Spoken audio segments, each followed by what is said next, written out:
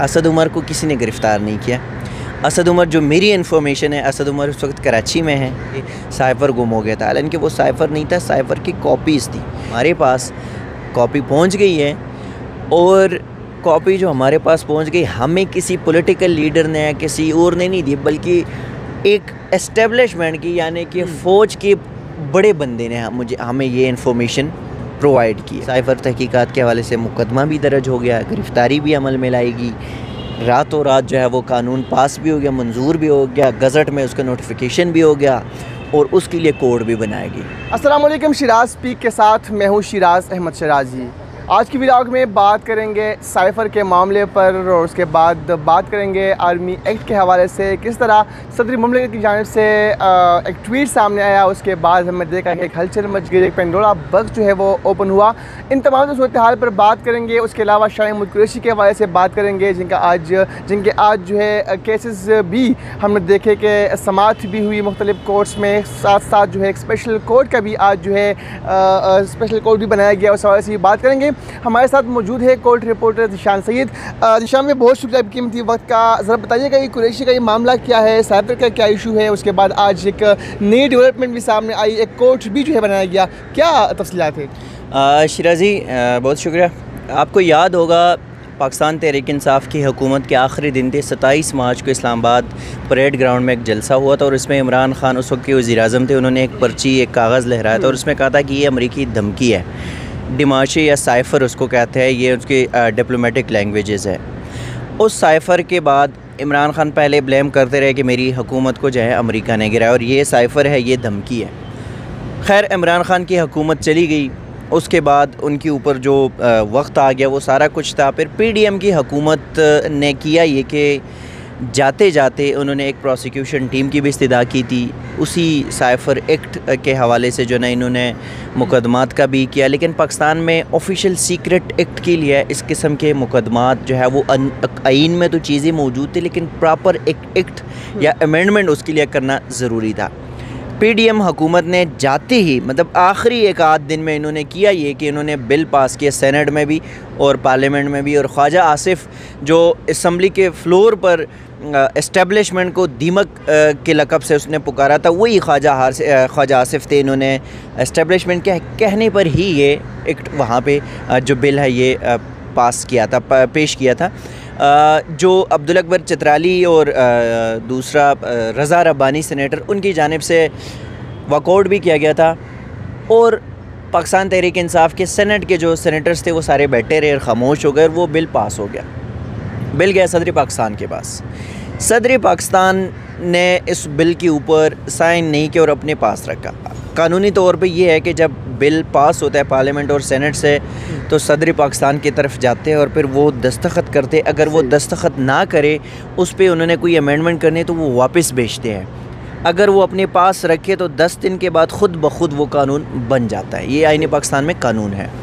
तो सदर साहब ने एक तो वो बिल्स जो है थे, 2 बिल्स, एक ऑफिशियल सीक्रेट एक्ट, दूसरा जो बिल है ये है आर्मी एक्ट, तरमीमी एक्ट 2023, दोनों 2023 के बिल्स हैं, दोनों अपने पास रखे। फिर 3 दिन पहले मीडिया में जो है वो चीज़ें आ गई कि ऑफिशियल सीक्रेट एक्ट जो है वो पास हो गया, सदर ने दस्तखत कर दिए। जिस दिन बिल पास हो गया उसी दिन शाह महमूद कुरैशी को इस्लामाबाद से उनकी रिहाइशगाह से शाम के वक्त गिरफ़्तार कर लिया गया। अगले दिन यानी कि कल सदर पाकिस्तान का ट्वीट आता है, और वो कहता है कि मैं हल्फन कहता हूँ कि मैंने बिल के ऊपर दस्तखत नहीं किए, दोनों बिल मैंने वापस कराए थे, और मैंने अपनी टीम को ऑफिस जो प्रेसिडेंट ऑफिस के जो टीम है या लोग हैं उनको कहा था कि ये वापस भिजवाए, और उन्होंने मुझे यकीन दहानी कराई थी कि ये बिल हम वापस कर चुके हैं। और सदर के ट्वीट के बाद हमें देखने को मिला कि बाकायदा एक नोटिफिकेशन जारी होता है सेनेट ऑफ पाकिस्तान के गज़टेड पब्लिकेशन के हवाले से कि ये जो दोनों बिल है ये 18 अगस्त को इसकी मंजूरी हुई है, और कल 20 अगस्त को सदर का ट्वीट आता है। तो कंट्रडिक्शंस दोनों साइड में। एक तो यह कि सदर साहब ने बिल इतने दिनों अपने पास रखा क्यों? फिर जिस दिन मीडिया पे ख़बरें चली शाह महमूद कुरैशी गिरफ़्तार हुए, तो 27 घंटे सदर साहब सो रहे थे। आपने तब क्यों नहीं कहा कि भाईजान मैंने तो दस्तखत ही नहीं किया? अच्छा, अगर दस्तखत नहीं किया तो अभी भी आप सदर हैं, आपने अपनी प्रेसिडेंशियल ऑफिस के जो टीम है, जो लोग हैं, जो आपके कंसर्न अथॉरिटीज़ है जिनको आपने कहा था पेश करें, उनके ख़िलाफ़ कोई कार्रवाई की है? नहीं। उसके बाद आज हमें पता चला कि चूँकि शाह महमूद कुरैशी को गुज़श्ता रोज़ ड्यूटी जज के सामने पेश किया था, क्योंकि कल इतवार था, कोर्ट्स बंद होते हैं, ड्यूटी मजिस्ट्रेट के सामने पेश करना होता है। आज हमें पता चला कि ऑफिशियल सीक्रेट एक्ट की खसूसी अदालत बनाई गई और उसकी कंफर्मेशन हमें जज साहब ने ख़ुद दी। और ये पाकिस्तान की और इस्लामाबाद की पहली अदालत है जो ऑफिशियल सीक्रेट एक्ट के तहत जितने भी मुकदमात होंगे वो यहाँ पे सुनाई देगी। और इसके लिए कोई खसूसी अदालत, जो खसूसी अदालत का सिर्फ डॉक्यूमेंटेड है, इसके लिए कोई नया कमरा, कोई नई अदालत, कोई नया जज नहीं है। इस्लामाबाद के इंसदादी दहशतगर्दी अदालत कमरा नंबर 1 जो है वो इंसदादी दहशतगर्दी अदालत नंबर 1, वो खसूसी अदालत ऑफिशियल सीक्रेट का भी है। और जो जज ATC का है वो जज, खसूसी जज, इसी ऑफिशियल सीक्रेट एक्ट के तहत जो मुकदमात है वो सुनेंगे। अब हमने थोड़ा सा कोशिश की कि ये जो कोर्ट्स है इनकी कंफर्मेशन कर ले कि ये कब ऐसा हुआ है। तो बताया गया कि जून 2023 में इसका नोटिफिकेशन हो गया है, एस्टेब्लिश्ड हो गया, लेकिन कोई नोटिफिकेशन नहीं हुआ। अब अगर जून 2023 में उसकी मंजूरी हुई थी तो इसके नोटिफिकेशन निगरान सेटअप कैसे कर सकता है? क्योंकि निगरान सेटअप के पास आल दो कि अभी इख्तियारात उनको दिए गए, लेकिन वो कोई कानून साजी बनवाना या रोकना इस चीज़ के अमल में, इसमें उनके पास कोई इख्तियारात नहीं है। कोई प्रोजेक्ट चल रहा हो तो वो उसको टेक ओवर कर सकते हैं या मतलब चला सकते हैं, उसको बंद नहीं कर सकेंगे। इस तरह की छोटी मोटी चीज़ें हैं। तो आज ऑफिशियल सीक्रेट एक्ट के मुकदमात के लिए खसूसी अदालत जो बनाई गई थी, पहली अदालत थी, पहला केस था, और वो उस शख्स के ख़िलाफ़ था जो 2 दफ़ा इस मुल्क के वज़ीर ख़ारजा रहे हैं, और शाह महमूद कुरैशी। और ये भी बता दो कि ऑफिशियल सीक्रेट एक्ट के जो मुकदमात होंगे वो इन कैमरा होंगे। जिस तरह मिलिट्री कोर्ट्स के केसेस या डिफेंस के जो इंटरनल प्रोसीडिंग्स होती है वो इन कैमरा होते हैं, इसी तरह इस केस को भी, इस जितने भी मुकदमात होंगे ये इन कैमरा होंगे। मतलब जो मुल्ज़िम होगा, अक्यूज़्ड होगा, उसका वकील होगा, ठीक है। वकील भी वो नहीं कि एसोसिएट 6, 7, 8 बंदे नहीं, एक बंदा जिसके पास पावर ऑफ अटॉर्नी होगी। दूसरा जो रिस्पोंडेंट्स होंगे, जो गिरफ्तार, अगर ज़ाहिर है ये FIA का वो है जुरिस्डिक्शन है, तो FIA का प्रोसिक्यूटर होगा, FIA का तफ्तीश ऑफिसर होगा, जज हो गया और कोर्ट अमला होगा। बाकी बड़े से बड़ा वकील ही क्यों ना वो इस केस में नहीं होगा। वैसे अगर उसके पास पावर ऑफ अटॉर्नी नहीं है तो वो इस केस में नहीं होगा। मीडिया अलाउ नहीं है, दूसरे लॉयर्स अलाउ नहीं है, या इवन दैट फैमिलीज़। अगर शाह महमूद कुरैशी की आज हियरिंग थी तो शाह महमूद कुरैशी की फ़ैमिली को जो है हियरिंग सुनने की वो इजाज़त नहीं होगी। तो आज FIA ने शाह महमूद कुरैशी को पेश किया, खसूसी अदालत ने उसकी हियरिंग की। तकरीबन घंटे तक ये हियरिंग थी। उसके बाद जो है वो FIA ने कोर्ट से कहा कि हमें 13 रोज़ा मतलब 13 डेज़ फ़िज़िकल रिमांड जो है उस पर शाह महमूद कुरैशी चाहिए, क्योंकि हमने बहुत कुछ चीज़ें जो है वो अभी तफ्तीश करनी है, हमने बहुत सारी चीज़ें जो है ना अभी इस्टेब्लिश करानी।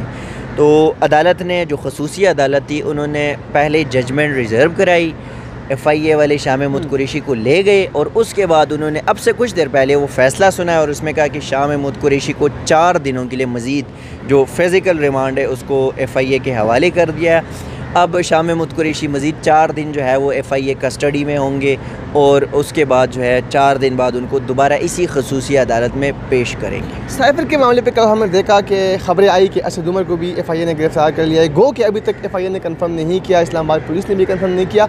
तो इस हवाले से आज कोई बात हुई शाह महमूद कुरैशी से या उनके जो PTI के वकला है उनसे कि आया असद उमर है कहाँ पर? देखिए शिराजी, मैं आपको एक मज़े की बात बताऊँ। कल पूरी मीडिया ने ये ख़बर चलाई कि साइफ़र के मामले में असद उमर को गिरफ़्तार किया गया। असद उमर को किसी ने गिरफ़्तार नहीं किया।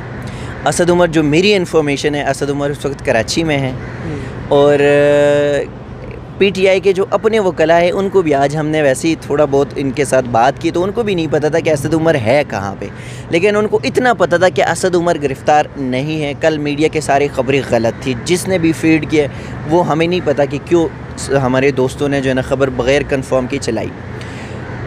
लेकिन एक चीज़ जो मेरी आप पॉइंट ऑफ व्यू है, परसेप्शन है, एजम्पशन है, वो ये है कि साइफ़र के मामले में असद उमर को कुछ भी नहीं होगा।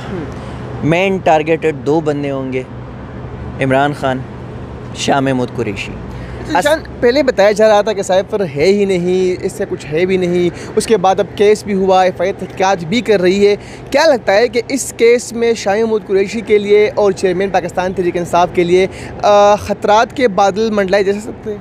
देखिए, पहले तो ये जब इमरान खान ने कहा कि साइफ़र है या था, तो PDM की हुकूमत का सबसे बड़ा जो बयानिया था वो ये था कि ये झूठ है, ऐसा कुछ भी नहीं है। फिर दो जो इजलास हुए उसमें ये ख़ुद इन्होंने एक्सेप्ट किया, एक PTI के दौर में ठीक है कि हाँ साइफ़र है।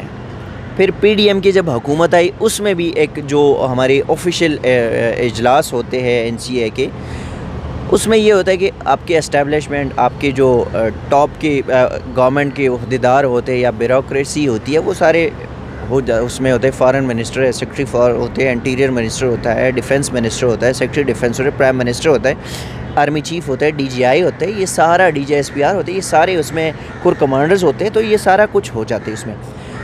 फिर इन्होंने कहा कि साइफ़र नहीं है, बस वैसी एक लैंग्वेज है। फिर कहा गया कि साइफ़र जो है वो इमरान खान ने ख़ुद एक दफ़ा कहा कि साइफ़र मेरे से कहीं गुम हो गया है। उसके बाद इनको एक और पॉइंट मिल गया।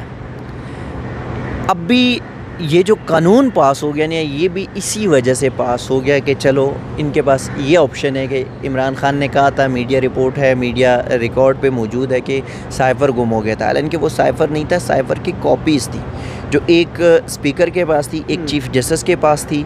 जब असम्बली तोड़ रहे थे 9 मई को, 10 अप्रैल को पिछले साल, तो इन्होंने ये कॉपी प्रोवाइड किए थे।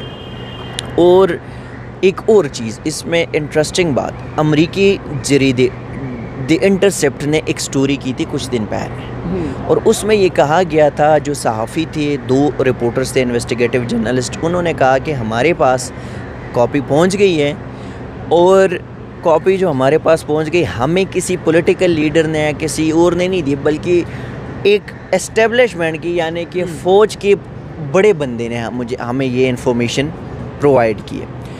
उसके बाद साइफ़र के मुकदमे में मुकदमा भी दर्ज हो गया, इस साइफ़र तहकीकात के हवाले से मुकदमा भी दर्ज हो गया, गिरफ़्तारी भी अमल में लाएगी। रातों रात जो है वो कानून पास भी हो गया, मंजूर भी हो गया, गज़ट में उसका नोटिफिकेशन भी हो गया, और उसके लिए कोड भी बनाएगी। बहुत शुक्रिया। ज़ीशान सईद हमारे साथ मौजूद थे। साइफ़र के मामले पर हमने बात की, उसके अलावा शाह महमूद कुरैशी की गिरफ़्तारी के हवाले से हमने बात की। आज जो स्पेशल कोर्ट तश्कील दिया गया है उस हवाले से भी हमने बात की। और ज़ाहिर बात है कि असद उमर की तरफ से जब ट्वीट सामने आया तो उसके बाद मीडिया पर जो है मुख्तलिफ़ ख़बरें ज़ेर गर्दिश रही, तनकीद के जो तीर थे बरसाए गए सदर मुमलिकत पर। और ये भी सामने आया कि जो इस वक्त पाकिस्तान तहरीक इंसाफ में एक जंग जारी है, एक मुकाबला है, उस मुकाबले में एंटर होने के लिए आरिफ अलवी की तरफ से ये ट्वीट जो है वो सामने आया है। और ये भी जो है बज़ाहिर तौर पर लग रहा है कि अपनी उंगली काट कर शहीदों में नाम लिखवाने की एक मज़मूम कोशिश जो है वो आरिफ अलवी ने की है। उसके अलावा कुरैशी साहब जो है वो इस वक्त इंतहाई मुश्किल में है। पाई की तरफ से तहकीकात का सिलसिला भी जो है वो इस वक्त जारी है, और अब देखना होगा कि इस केस में आगे क्या होता है। तो मज़ीद इस तरह की जो अपडेट्स है वो आप तक पहुँचाते रहेंगे। अगर आपने हमारे यूट्यूब चैनल सब्सक्राइब नहीं किया है तो यूट्यूब चैनल सब्सक्राइब करें और फेसबुक पेज भी लाइक करें। अब तक के लिए इतना ही, इजाज़त दीजिए, अल्लाह हाफ़िज़।